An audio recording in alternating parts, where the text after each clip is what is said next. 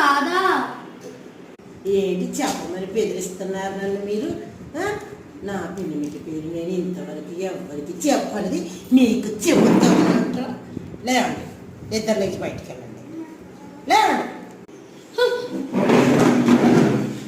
ఆగండి ఆగండి ఆగండి.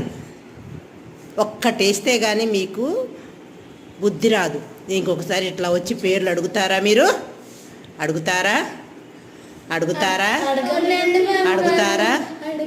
ఆగండి, ఇంకొకసారి వస్తారా?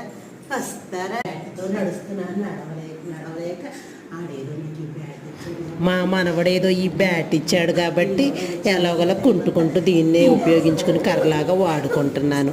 ఈ రోజున